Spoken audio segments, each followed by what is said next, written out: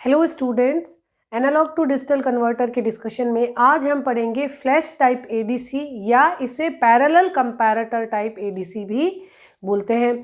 हमने अपने previous videos में जिसमें हमने ramp type, dual ramp type और सक्सेसिव अप्रॉक्सीमेशन एडीसी पढ़े हैं, उन सब का अपना एक कन्वर्जन टाइम है।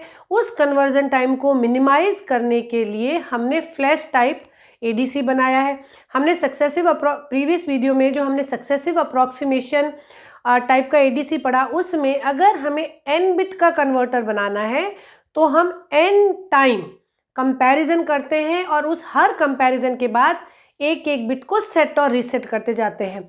यहाँ पे हम क्या करेंगे कि हम जितने बिट का हमें कन्वर्टर बनाना है उसके अकॉर्डिंग हम बैंक ऑफ कंपैरेटर एक साथ ही सेटअप में इंक्लूड करते हैं और उस बैंक ऑफ कंपैरेटर में रेफरेंस वोल्टेज हर लेवल का इंक्लूड कर देते हैं। जैसे हम कैसे अपने सक्सेसिव अप्रोक्सीमेशन में क्या कर रहे थे, पहले इनपुट को वी रेफरेंस बाई 2 से कंपेयर कर रहे थे, एमएसबी को सेट कर रहे थे, फिर एमएसबी के सेट और रीसेट होने के बाद नया एक वोल्टेज जनरेट कर रहे थे वी रेफरेंस बाई 4, फिर उनके एडिशन से कंपेयर कर रहे थे। तो हम रेफरेंस वोल्टेज को चेंज करते जा रहे थे और उनके एडिशन के हिसाब से हर बिट को सेट और रीसेट कर रहे थे। अब हम क्या करेंगे कि हम रेफरेंस वोल्टेज पहले ही कंपैरिजन के लिए जनरेटेड हम अपने आप अपने पास रखेंगे और उनको एक बैंक ऑफ कंपैरेटर में ऑलरेडी फीड कर देंगे। फिर हमारा जो इनपुट है वो सभी कंपैरेटर में साइमल्टेनियसली सेकेंड इनपुट की तरह फीड कर दिया जाएगा और एक ही क्लॉक पीरियड में हमारा इनपुट उन सभी लेवल से एक साथ कंपेयर हो जाएगा। वी रेफरेंस बाई 2 से भी, वी रेफरेंस बाई 4 से भी, सभी कंपैरिजन के जो लेवल है उनसे एक साथ कंपेयर हो जाएगा और उन कंपैरिजन के आउटपुट पे डिस्प्ले हो जाएंगे। उस डिस्प्ले को कि कहाँ पे हमारा, अगर हमारा इनपुट वी रेफरेंस बाई 4 से हाई है तो वो वी रेफरेंस बाई 2 से भी कंपेयर किया जाएगा। अगर वी रेफरेंस बाई 2 से हाई है तो वी रेफरेंस बाई 4 से तो हाई होना ही होना है। तो आपको एक आउटपुट मिलेगा हाई और लो की रेंज में। आप उस आउटपुट को लेंगे और उस आउटपुट के अकॉर्डिंग आप एक आपका डिसीजन मेकर सर्किट होगा जो उन आउटपुट्स को सेंस करके बाइनरी बिट्स जनरेट कर देगा। एग्जाम्पल से इसको समझने की कोशिश करते हैं। यहाँ पे सारे कंपैरिजन, सभी लेवल से कंपैरिजन एक ही क्लॉक में हो जाता है, इसलिए इस एडीसी को सबसे फास्ट एडीसी आप कंसिडर कर सकते हैं और इसका कन्वर्जन टाइम केवल एक क्लॉक पीरियड है। लेकिन इसमें कितने कन्वर्टर चाहिए होंगे? n बिट के एडीसी के लिए आपको 2n-1 कंपैरेटर चाहिए होंगे। इस कन्वर्टर के साथ ये दो पैरामीटर्स बहुत फ्रिक्वेंटली एग्जाम में पूछे जाते हैं, इसलिए मैंने इन्हें मेंशन कर दिया है, फ्लैश टाइप या पैरेलल कंपैरेटर। ठीक, पैरेलल कंपैरिजन होता है। पैरेलल कंपैरेटर टाइप एडीसी में 1 क्लॉक पीरियड कन्वर्जन टाइम है और 2n-1 कंपैरेटर्स चाहिए होंगे। तो इन दो को आप जरूर से याद करें और उसके बाद हम इस एग्जाम्पल को समझते हैं। इन दो पैरामीटर्स को आप इंपॉर्टेंट मार्क कर लें और इस टॉपिक के साथ हाईलाइट करके लिख लें, ये बार बार पूछे जाते हैं। एग्जाम्पल लेते हैं, ये हम एक 2 बिट कंपैरेटर को, 2 बिट फ्लैश टाइप एडीसी का एग्जाम्पल ले। 2 बिट है तो 2^2-1 कितने हो गए? 3 कंपैरेटर चाहिए होंगे। 3 कंपैरेटर आप सर्किट में लगाएंगे और 3 ही रेफरेंस लेवल ले लेंगे। रेफरेंस लेवल क्या होंगे? We reference by 4, 2/4 we reference, 3/4 we reference, इस तरह से 3 लेवल होंगे। इन तीनों कंपैरेटर में आपने ये रेफरेंस लेवल फीड कर दिए एक एक इनपुट पे, दूसरे इनपुट पे सब में वी इनपुट जा रहा है। ठीक, अब आप इनके आउटपुट ए, बी और सी को कंसिडर करेंगे। अगर आपका वी इनपुट वी रेफरेंस बाय इन तीनों से ही अगर आपका आउटपुट, अगर मान लेते ए, बी और सी, और यहाँ पे आपका जो डिजिटल आउटपुट आप मान लेते हैं कि A1 और A0।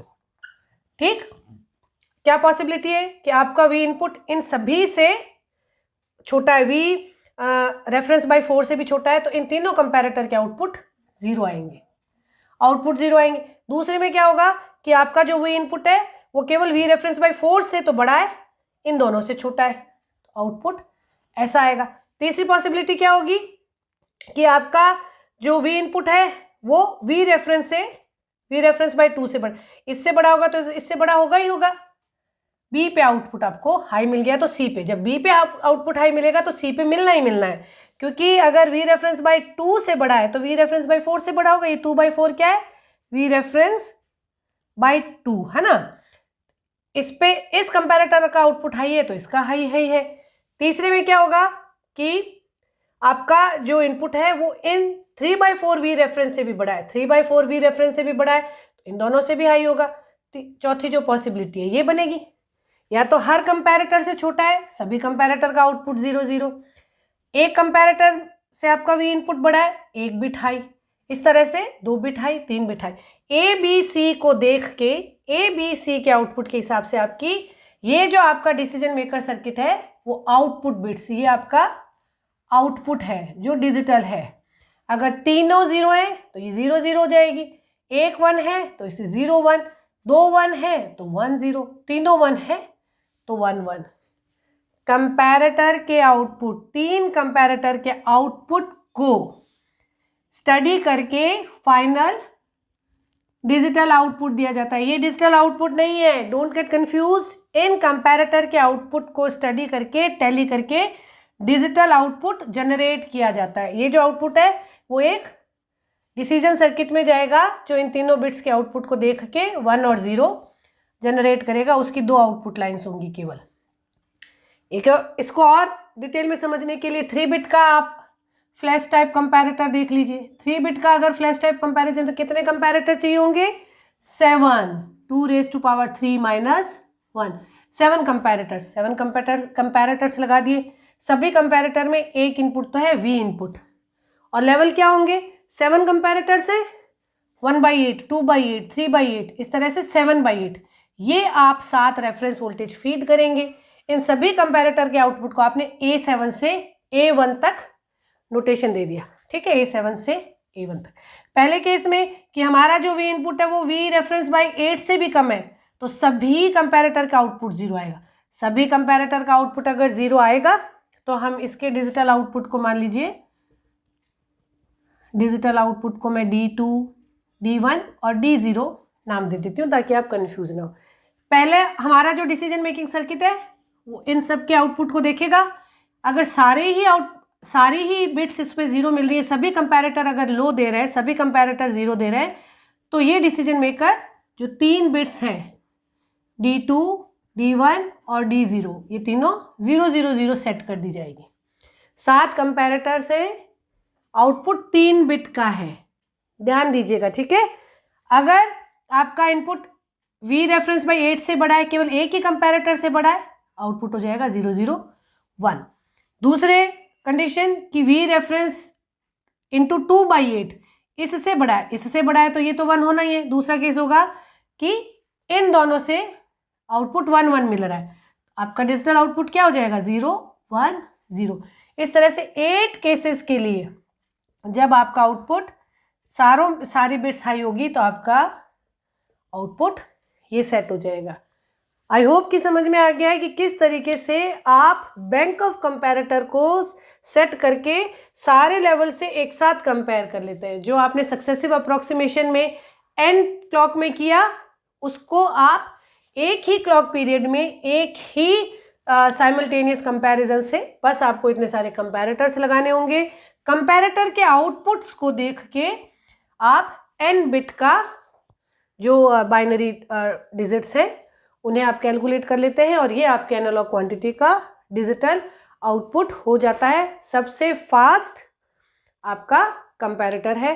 कंपैरेटर्स पे ADC, analog to digital comparator, जो आपका कन्वर्टर है उसमें स्पीड का इंक्रीजिंग ऑर्डर, डिक्रीजिंग ऑर्डर या फ्रीक्वेंसी देके उनका कन्वर्जन टाइम पूछने की बहुत पॉसिबिलिटीज़ बनती हैं। तो आप इनकी working principal as well as इनके जो सेलिएंट फीचर्स हैं उनको स्पेसिफिक अटेंशन के साथ नोट डाउन करें और याद कर लें। I hope analog to digital conversion का जो कॉन्सेप्ट है वो आपको बहुत अच्छे से समझ आ गया होगा। Keep learning, keep watching. Thank you.